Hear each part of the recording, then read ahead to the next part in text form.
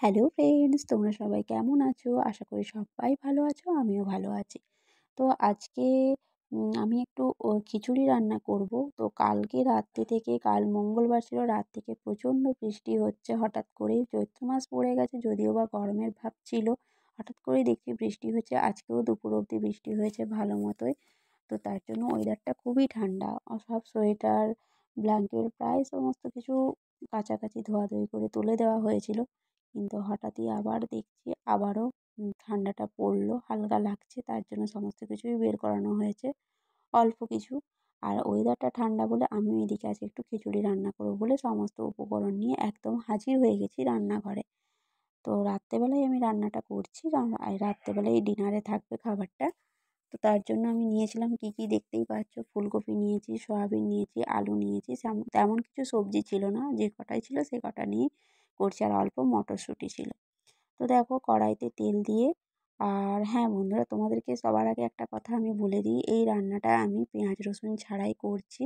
কারণ কাল বৃহস্পতিবার আছে, নিরামিষ খাওয়া হয়, তো থেকে গেলে কালকে কেউ খাবে না পেঁয়াজ রসুন থাকলে, তার জন্য পেঁয়াজ রসুন বাদেই আমি রান্নাটা করব। তো দেখো কথা বলতে বলতে আমার এদিকে তেল দিয়ে, তেজপাতা, গোটা জিরে দিয়ে আদাটা ভেজে নিয়ে সমস্ত সবজিগুলো ভালোভাবে হালকা একটু নাড়িয়ে চাড়িয়ে এতে সমস্ত এবারে গুঁড়ো মশলাগুলো অ্যাড করে দিয়েছি। জিরে গুঁড়ো, ধনে গুঁড়ো, নুন, হলুদ, একটু কাশ্মীরি রেড চিলি পাউডার, একটু লঙ্কা গুঁড়ো, সমস্ত কিছু দিয়ে একটু ভালোভাবে নাড়িয়ে দেব। আর এই এই নিরামিষ খিচুড়িটা করার জন্য আমি একবারেই সমস্ত মশলা কষিয়ে বসিয়ে দেব। দিয়ে ভালোভাবে আমার ভাজা হয়ে গেছে।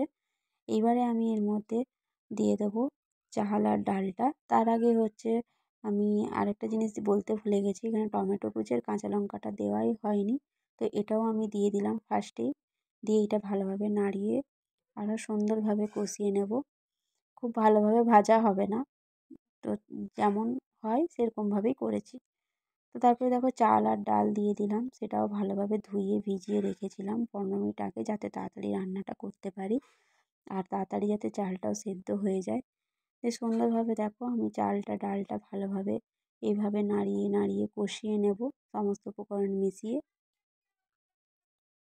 দেখতেই পাচ্ছ বন্ধুরা কত সুন্দরভাবে এটা মিশে গেছে সমস্ত উপকরণগুলো। এরপরে এর মধ্যে দিয়ে দিচ্ছি একটু গোলমরিচ গুঁড়ো আর একটু গরম মশলা গুঁড়ো। সমস্ত মশলা একসাথে দিয়েই আমি প্রথমেই বলেছি করব, আর পরে কোনো মশলা অ্যাড করব না। দেখো ভালোভাবে সুন্দরভাবে এটা কষানো হচ্ছে।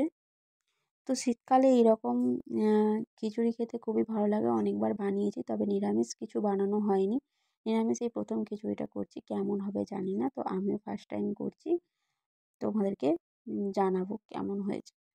তো তোমরাও দেখো, তোমাদেরও হাতে সময় না থাকলে, নিরামিষ থাকলে করতে পারো। নিরামিষ বলতে এখানে ডাল আছে, মসুর ডাল। মসুর ডালকে আমরা আমিষভাবেই রান্না করি, কিন্তু সেই রকম কোনো ব্যাপার নেই, নিরামিষ বলতে পেঁয়াজ রসুনটাই খাওয়া হবে না। তারপরে দেখো সমস্ত উপকরণ নাড়িয়ে আমি জল দিয়ে ঢাকা দিয়ে দিয়েছিলাম। 15 মিনিট পর ফিরে এসে দেখি আমার প্রায় চালটা 40% মতো সেদ্ধ হয়ে গেছে। মাঝে মাঝে ঢাকা খুলে খুলে দেখছিলাম জল আছে কিনা। জলটাও পরিমাণ মতো দিতে হবে। সবজিগুলো দেখছিলাম একবার করে হাতা দিয়ে, দেখছি সেদ্ধ কিছুই হয়নি। আবারও আমি ঢাকা দিয়ে দিলাম। ঢাকাটা খুলে আমি মাঝখানে একবার এসেছিলাম, সেটা স্কিপ করেছি। তারপরে দেখো প্রায় 60-70% মতো হয়ে গেছে। মটরশুঁটিগুলো আমি দিয়ে দিয়েছি। আবারও মটরশুঁটিটা দিয়ে আমি ঢাকা দিয়ে দেবো। ফুলকপিগুলো যে ভেজে রেখেছিলাম সেগুলো এখন আমি দেবো না, কিছুক্ষণ পরে এটা দেবো।